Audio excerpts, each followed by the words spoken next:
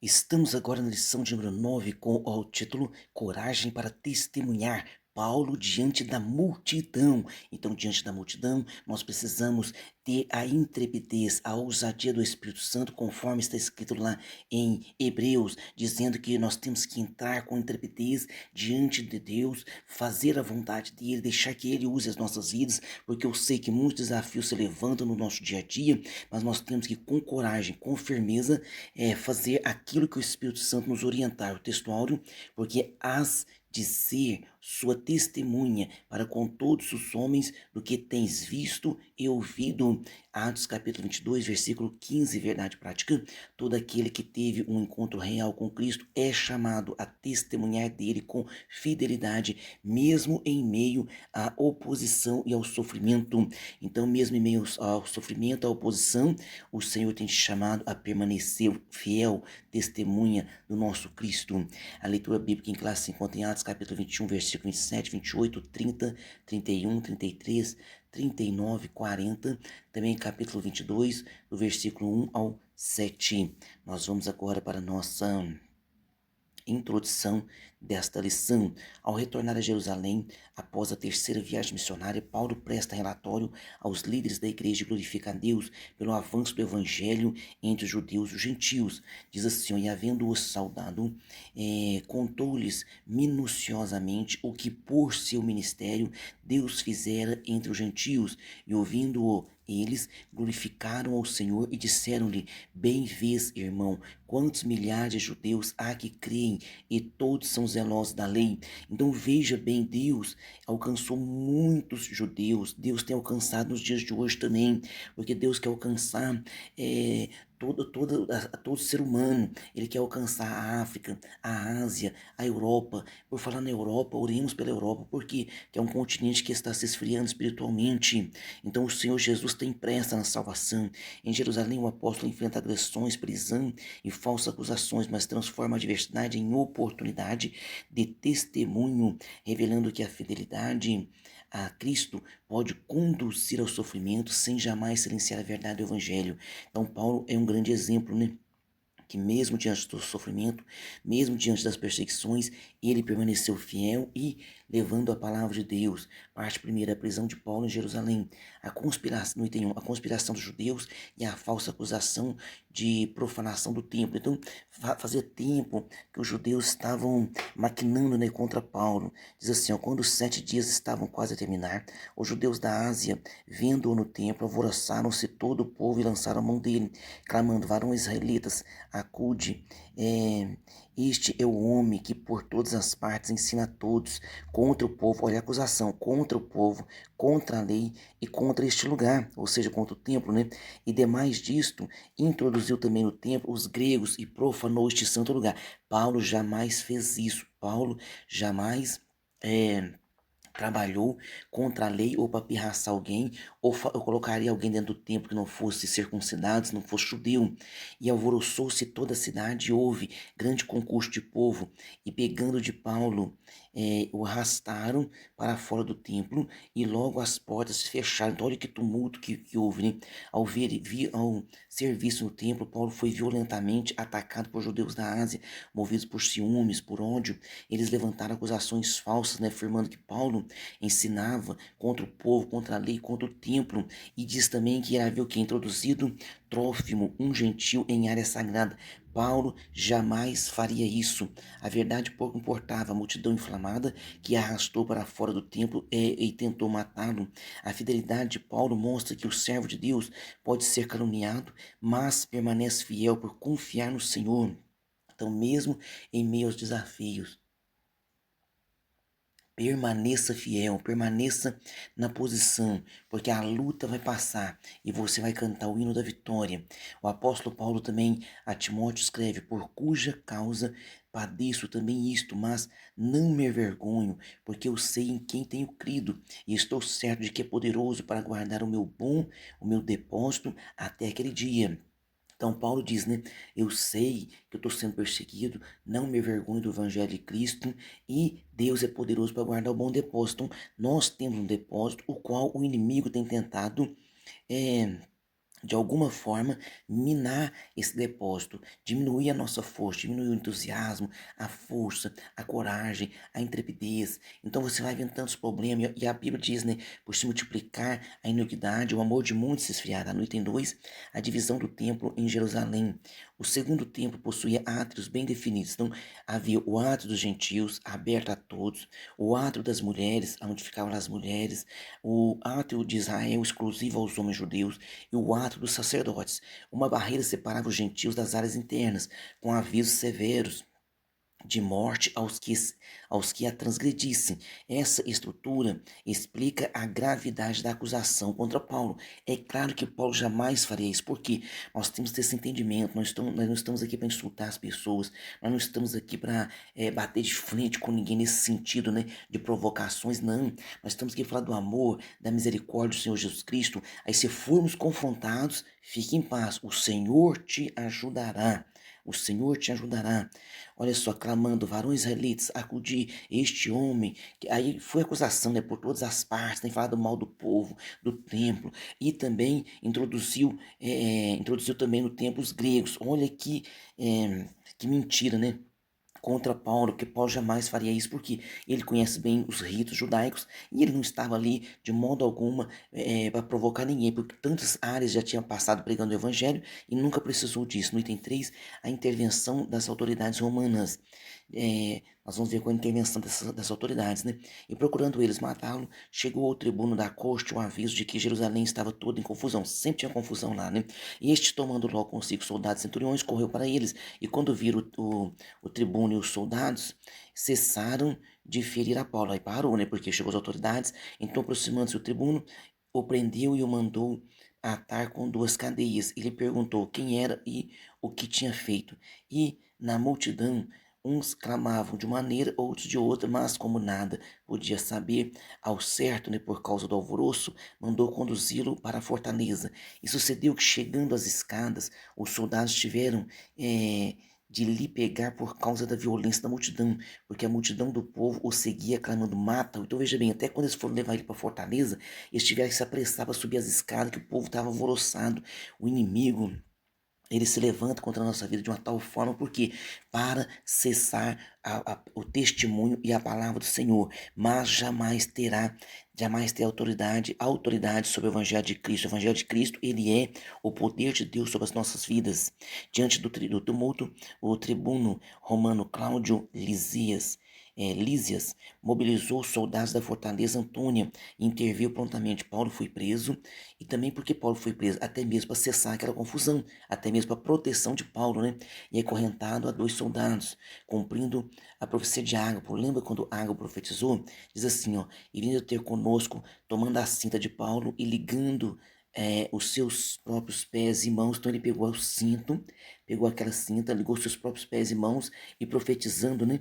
Ele disse assim, isto diz o Espírito Santo, assim ligarão os judeus em Jerusalém o varão de quem é esta cinta e o entregarão nas mãos dos gentios. Então o povo ficou ali com essa profecia. O povo ficou muito triste, muito preocupado e diziam para Paulo não descer para Jerusalém. Mas Paulo, cheio do Espírito Santo, disse assim: vocês estão querendo me entristecer?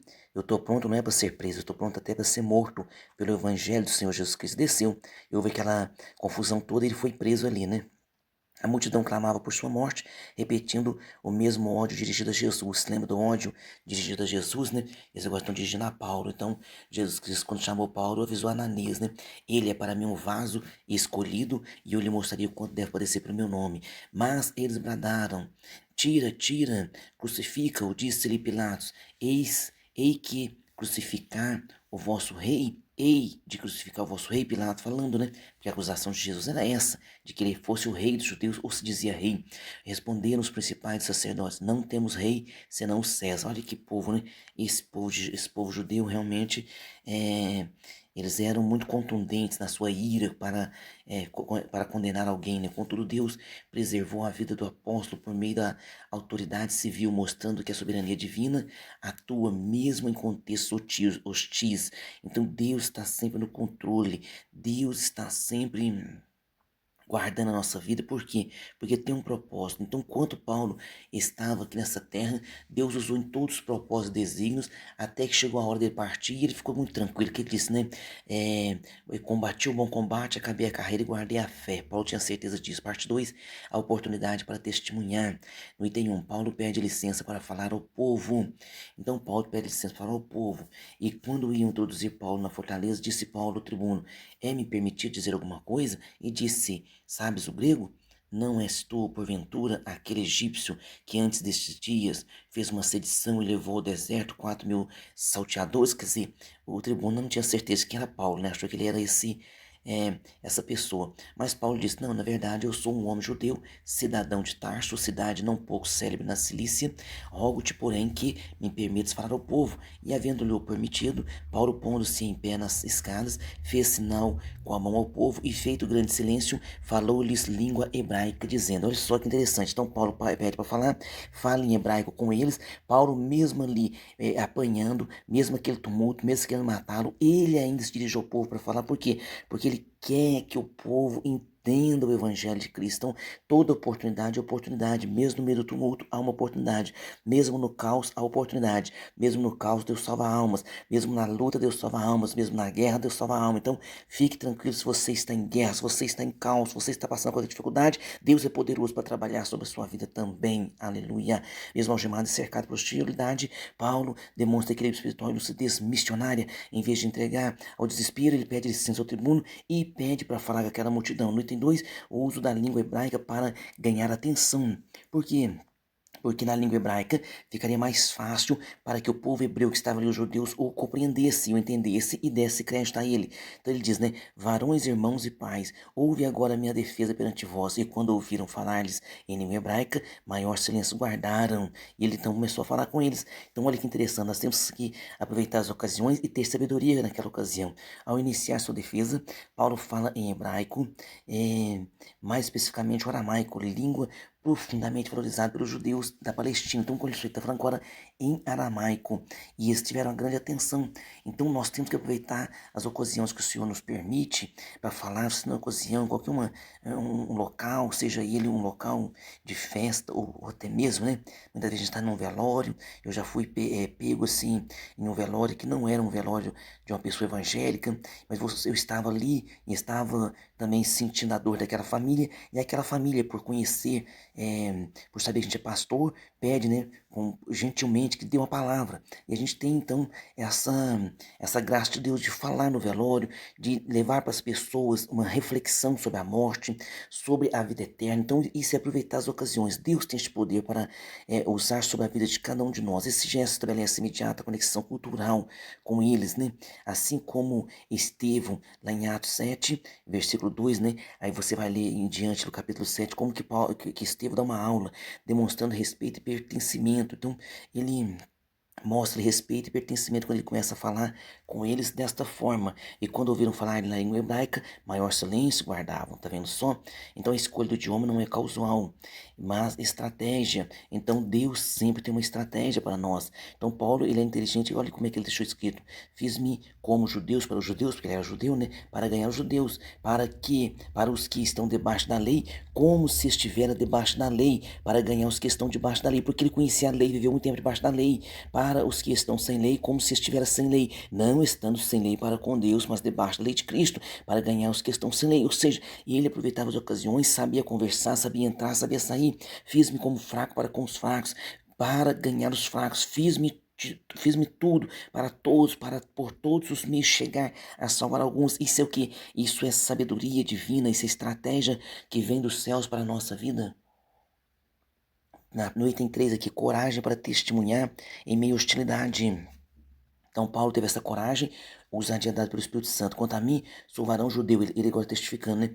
Quanto a mim, sou varão judeu, nascido em Tarso da Cilícia, mas criado na cidade aos pés de Gamaliel, instruído conforme a verdade da lei de nossos pais, zeloso para com Deus, como todos vós hoje sois, persegui este caminho, ou seja, persegui os cristãos até a morte, prendendo e metendo em prisões tanto homens como mulheres, como também o sumo sacerdote me é testemunha, e todo o conselho dos anciões, recebendo destes cartas para os irmãos, fui a Damasco para fazer para trazer manietado, amarrado pés e mãos, né, para Jerusalém aqueles que ali estivessem, a fim de que fossem castigados. Então ele começou a falar: eu era contra o caminho, eu persegui esse caminho. Sua fidelidade ao testemunho leva a enfrentar risco pessoal, mas também recorrer legitimamente à sua cidadania romana, evitando açoites injustos também, olha só. E quando estavam atando com correias, disse Paulo ao centurião que ali estava: é-vos lícito açoitar um romano sem ser condenado? E ouvindo isso, o centurião foi e anunciou ao tribuno, dizendo: ó, vê o que vais fazer, porque este homem é romano.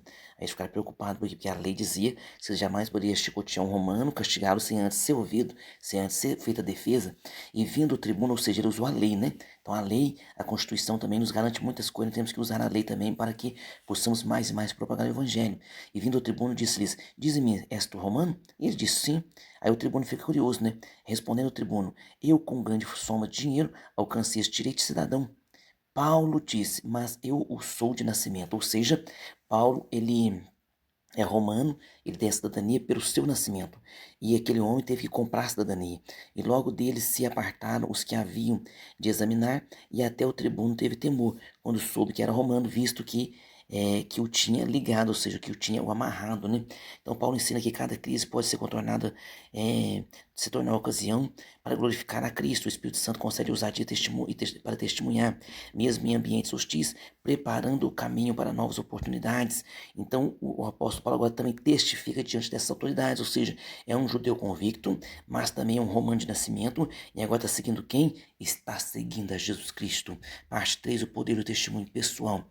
No item 1, a vida de Paulo antes da conversão. Paulo inicia seu testemunho, lembrando que era antes de encontrar Cristo, judeu zeloso, formado em Jerusalém, aos pés de Gamaliel, um grande estudioso, um grande pensador, né? Gamaliel, um dos mestres mais respeitados do judaísmo, era Gamaliel. Ele fora instruído rigorosamente, né?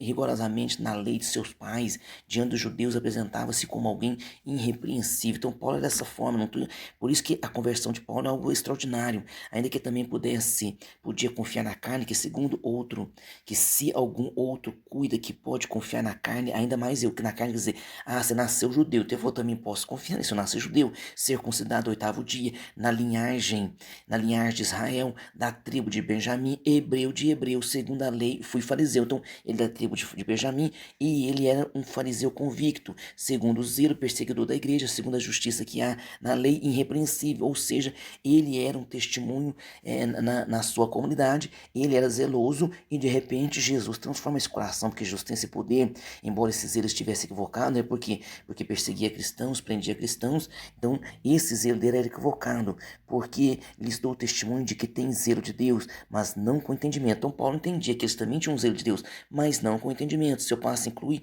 a perseguição à violência e a perseguição violenta à igreja e até a morte. Ele deixou claro, né? E pediu-lhe cartas para Damasco, para as sinagogas, a fim de que encontrasse alguns daquela seita, quer homens, quer mulheres, os conduzisse presos a Jerusalém para serem castigados. Então Paulo vai contando essa história. No item 2, o encontro com Cristo no caminho de Damasco. Então agora, olha só, ora, aconteceu que indo eu já de caminho e chegando perto de Damasco, quase ao meio-dia, de repente me rodeou uma grande luz do céu, e caí por terra e ouvi uma voz que dizia: Saulo, Saulo, por que me persegues? E eu respondi: quem és, Senhor? E disse-me: eu sou Jesus o Nazareno, a quem tu persegues. E os que estavam comigo viram em parte, né? Viram em verdade a luz e se atemorizaram muito, mas não ouviram a voz daquele que falava comigo. Então disse eu: Senhor, que farei? E o Senhor me disse: levanta-te, vai a casa, vai a Damasco, e ali vai a Damasco, e ali se te dirá tudo que tens, tudo que é ordenado a fazer. E como eu não via por causa do esplendor da luz, ele ficou cego, né? Fui levado pela mão dos que estavam comigo e cheguei a Damasco. Então Paulo conversando, explicando como miraculosamente foi como miraculosamente ele foi salvo, né? Sua missão como servo e testemunha de Cristo. Então, o encontro de Cristo a caminho de Damasco, depois sua missão como servo e testemunha de Cristo. Ele agora, olha, em um certo Ananias, varão piedoso, conforme a lei, que tinha bom nome, bom testemunho de todos os judeus que ali moravam, vindo ter comigo. Lembra que Deus falou com esse Ananias? Esse Ananias questionou: ah, mas ele tem carta contra nós. Jesus falou que com Ananias, vai até ele, que é para mim um vaso escolhido, e eu lhe mostrarei quanto deve acontecer pelo meu nome, vindo ter comigo, e apresentando-se, disse-me: Saulo, irmão, recobra a vista. E naquela mesma hora ouvi e disse. E outra coisa, Deus já tinha mostrado Ananias também em visão para Paulo, né? Então tinha que ser o Ananias. Muitas vezes nós corremos da responsabilidade, mas tem coisa que é para você fazer, viu? E ele disse: O Deus de nossos pais de antemão te designou para que conheças a sua vontade e vejas aquele justo, vejas aquele justo e ouças a voz da sua boca, porque has de ser sua testemunha para com todos os homens do que tens visto e ouvido. E agora que te detens, e agora porque te detens, levanta-te e batiza-te e lava-te os teus pecados, invocando o nome do Senhor, simbolicamente falando aqui, né? Lava-te os teus pecados, que é o símbolo do batismo. E aconteceu que, tornando eu para Jerusalém, quando orava no templo, fui arrebatado para fora de mim e vi aquele que me dizia: dá-te depressa e sai apressadamente de Jerusalém, porque não receberão o teu testemunho acerca de mim. Não receberão mesmo, até os apóstolos estavam com medo dele, né? E eu disse: Senhor, eles bem sabem que eu lançava na prisão e açoitava na sinagoga os que criam em ti. E quando o sangue de Estevão, tua testemunha, se derramava também, eu estava presente e consentia na sua morte e guardava as vestes dos que o matavam. Paulo falando, né? E disse-me: vai, porque hei de enviar-te aos gentios de longe, e ouviram-me até esta palavra, e levantaram a voz, dizendo: tira da terra um tal homem, porque não convém que viva. E clamando eles e arrojando de si as suas vestes, lançando pó para o ar, você vê, não deram ouvidos, né? Mas Paulo pregou, porque não deram ouvidos, mas com certeza alguém ali daquela multidão se converteu. O tribuno mandou que o levassem para a fortaleza, dizendo que o examinassem com açoites para saber por que causa assim clamavam contra ele. E quando estavam atando, né, concorrência, disse Paulo ao centurião que ali estava: é lícito a soltar um romano sem antes ser condenado? Então aqui nós já lemos essa parte, explicamos essa parte, né? E eles ficaram atordoados, por quê? Porque viram que ele era romano. Então, seu testemunho mostra que quem foi lançado pela graça, quem foi alcançado pela graça, não pode silenciar. Assim aprendemos que Deus transforma o passado em instrumento de testemunho e usa vidas rendidas para anunciar sua salvação. Mesmo diante da rejeição, o testemunho pessoal continua sendo valoroso, né? Uma das mais poderosas ferramentas do Evangelho para glorificar o Senhor Jesus Cristo. Então, o testemunho, a mudança de vida, né? Alcança o quê? Alcança muitos corações. Quantas pessoas nós conhecemos antes por ter uma vida tão degenerada, e hoje são pessoas que servem a Deus de coração. Conclusão: a prisão não silenciou Paulo, tornou-se um púlpito providencial em meio à justiça e à oposição. Deus transformou a perseguição em oportunidade para testemunho. Então creia, viu? Tão somente creia. Assim aprendemos que as provocações podem se tornar instrumentos da graça. As provocações, fique em paz, que Deus vai te orientar quanto você deve fazer, da que maneira você deve responder. O Espírito Santo te conduzirá. Amém? Então vamos agora para as nossas perguntas. Número 1. A pergunta número 1: de que maneira Paulo foi violentamente atacado por judeus da Ásia, movidos por ciúmes e ódio? E eles levantaram acusações falsas, afirmando que o apóstolo ensinava contra o povo, contra a lei e contra o templo, chegando a acusá-lo de ter introduzido Trófimo, um gentil, em área sagrada. É claro que era mentira, né? Pergunta 2: como Paulo demonstrou equilíbrio e sabedoria ao pedir licença para falar ao povo, mesmo estando preso pelas autoridades romanas? Ao invés de se entregar ao desespero, pede licença ao tribuno para falar ao povo, transformando a prisão em oportunidade. Ou seja, pegou ele na escada, subiu aquela escada, lá em cima ele fala. É como se fosse um palco improvisado, falando com toda a multidão. Ainda que depois começaram a pedir para matá-lo, mesmo assim ele pregou. Ou seja, quer ouçam, quer não ouçam, pregue a palavra. Serviu de testemunho contra aquele povo também. Pergunta 3: por que o uso da língua hebraica, aramaico, foi decisivo para Paulo conseguir a atenção e o silêncio daquela multidão? Porque é uma língua da cultura, da conexão cultural com eles. Começou a falar em hebraico, eles prestaram atenção. Quando ele passou para o aramaico, mais atenção, porque somente o os judeus poderiam falar aquela língua, ele usou que é uma conexão cultural. Em qualquer lugar que nós estivermos, temos que usar conexão cultural para chegar até as pessoas. E qualquer conexão que haja, né, principalmente cultural. Pergunta 4. De que maneira Paulo descreve sua vida antes da conversão para estabelecer credibilidade diante dos judeus? Diante da multidão enfurecida, Paulo narra com coragem sua história, formação judaica, zelo religioso e perseguição à igreja. Pergunta 5. O que nos mostra o testemunho de Paulo ao mencionar sua missão e não recuar, mesmo quando a oposição se intensifica? Seu testemunho mostra que quem foi alcançado pela graça não pode silenciar. Assim aprendemos que Deus transforma o passado em instrumento de testemunho e usa vidas rendidas para anunciar a sua salvação. Deixa Deus usar a tua vida e seja cada um de nós uma bênção nas mãos dele. Amém?